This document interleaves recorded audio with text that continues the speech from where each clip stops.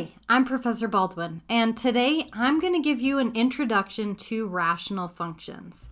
Remember that the word rational just means fraction, so we're looking at functions that are fractions. And these specific functions have a polynomial p of x as the numerator and a polynomial q of x as the denominator. Now remember that your denominator cannot equal 0. This will help you determine the domain of that rational function. It's going to be every real number except when that denominator equals 0. So when you see a question like this first example, write the domain of the function in interval notation, you should immediately ask, when is that denominator 0? Well, 4x squared plus 3x minus 1 equals 0. We need to factor this polynomial to figure out when it's going to be 0, and then exclude those zeros from our domain. Let's use the key number method. So we're looking for the two numbers that multiply to -4, but also add to +3. How about 4 and -1? This allows us to rewrite that middle term. So we have 4x squared plus 4x minus 1x minus 1 equals 0. We have four terms, so factor with grouping. We have 4x times x plus 1. That last group, we want to have an x plus 1 factor, so we factor out -1. And our two factors then are 4x minus 1 and x plus 1. Now, use your zero product property to set 4x minus 1 equal to 0 and x plus 1 equal to 0. We'll solve that first one by adding 1 to both sides. Now dividing by 4, and when x equals 1/4, we have 0 in the denominator. Solve that second by subtracting 1 from both sides, and likewise, when x equals -1, we'll also end up with 0 in the denominator. So these are the two values that we need to exclude from our domain. So our domain, if we start at -infinity, is going to go from -infinity until we get to that first 0 of -1. Then we're going to go from -1 until we get to the next of 1/4.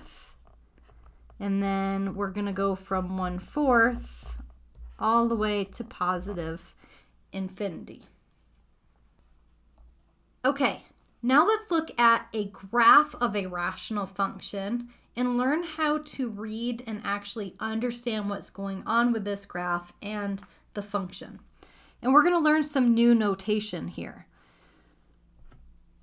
2a says as x approaches -infinity, f of x approaches what? So as x approaches -infinity, that's saying as we head to the left here. So as x is headed to the left, what is our graph doing? Our graph here is approaching that dotted line of 2. So y, f of x, is approaching 2. Now b, this notation's a little bit different. It says as x approaches 4 from the negative side. So here's 4. If we're approaching from the negative side, we're headed towards the right. And we want to know, as we approach 4, what is our graph doing? Well, our graph here, as we approach 4, is headed down. So y is headed towards that -infinity. Now, what if we look at c? We're approaching 4 from the positive side.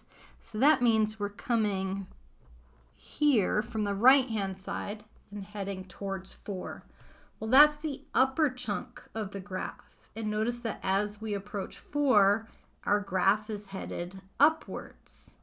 So our graph, f of x, is approaching +infinity. Now d is asking, as x approaches infinity, So here, x is approaching infinity is the far right-hand side of the graph. That gives us the second chunk of our graph, and our graph is approaching what? It's approaching this horizontal dotted line at 2. So as x approaches infinity, our graph is getting closer and closer to this value 2. Part E is asking, when is the graph increasing? So what intervals is it grow? And remember, you read a graph from left to right when you're determining if it's increasing or decreasing. And if you look at the shape of our graph, it's never actually increasing. It's always decreasing. So if we start at the furthest left point, here we're decreasing. And then if we look at that second chunk, again, it's decreasing as we read it. That gives us the answer for F. So when is our graph decreasing?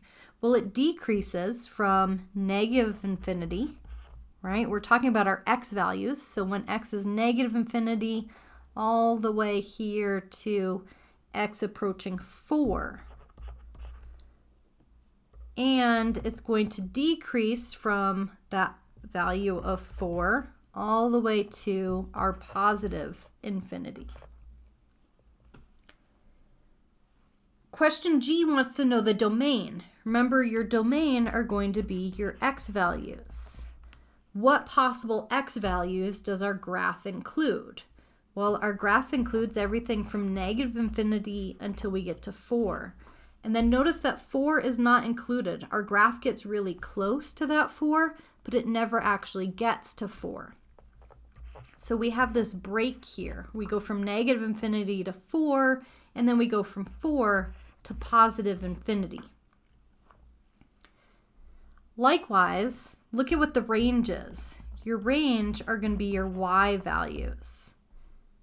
So if we start at the bottom of the graph, our graph goes all the way into negative infinity for our y values. But then we have this horizontal line at 2 that we get close to, but we never actually get to 2. So our range is going to get to 2, but then it's going to kind of skip over 2 and start up again at 2 and go all the way to positive infinity.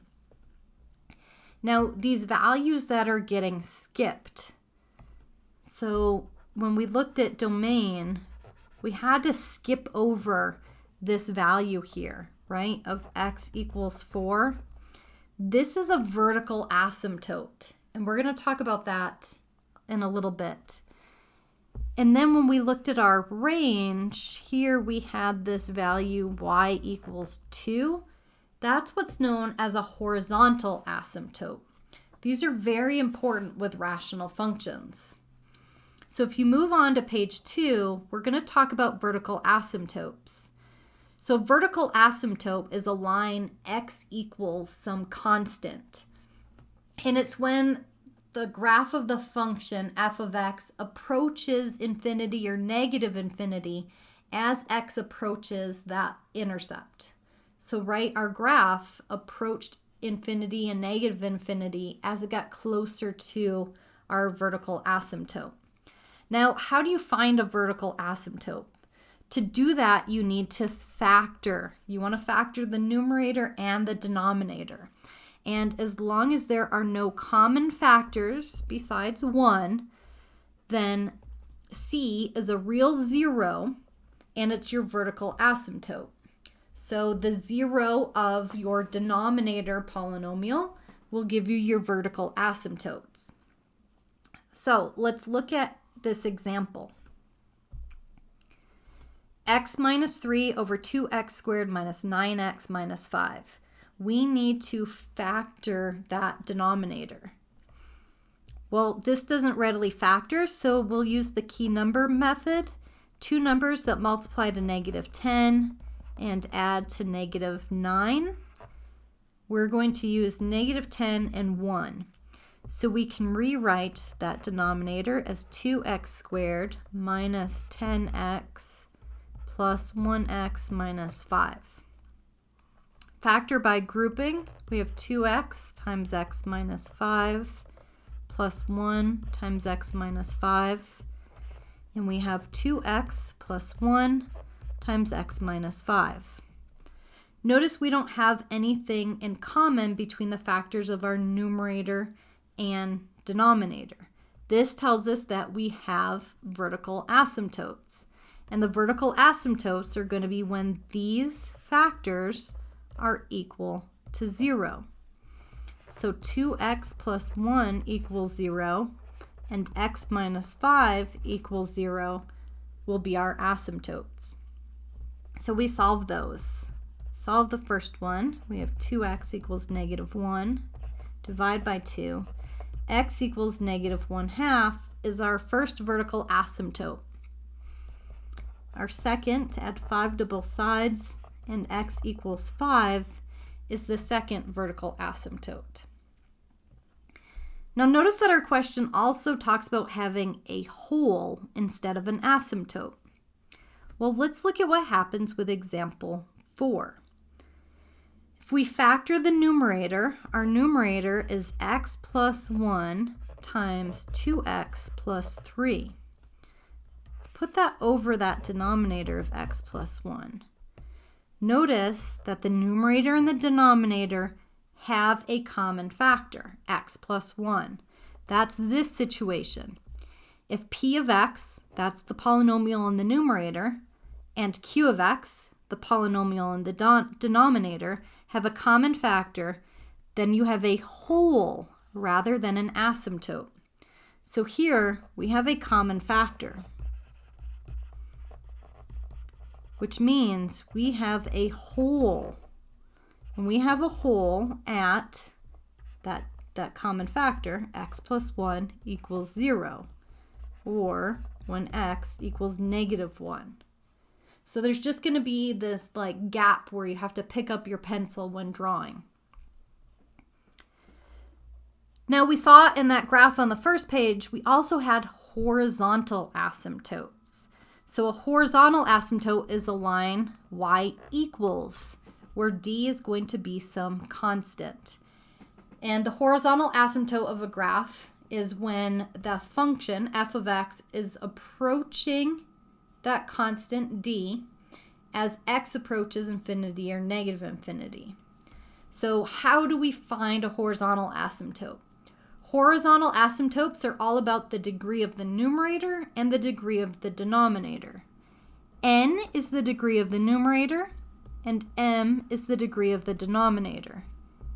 Based on the degree tells you what type of horizontal asymptote you had. So, how do you determine the degree? The degree is based on the value of the largest exponent. So our numerator has a degree of 2 here, right? It's an x squared. And our denominator has a degree of 2. It's also an x squared. So here the degree of the numerator and the denominator is the same. So n equals m. That's this last scenario, which tells us that y equals a of n over b of m is our horizontal asymptote. This a of n and b of m are the leading coefficients. So our horizontal asymptote here is going to be y equals 3 over 1 because this denominator has a leading coefficient of 1. So your horizontal asymptote is y equals 3. Notice this example also asked us to identify the point where the graph crosses the horizontal asymptote. A point is an xy pair. We have the y value, so we're going to substitute that in and find our x value. If y is 3, we know that 3 equals our rational expression. We want to get rid of this fraction, right? So we're going to multiply both sides by x squared plus 3. So we have 3 times x squared plus 3 on the left equals our numerator. We're going to distribute on the left. We have 3x squared plus 9 and our right-hand side stays the same.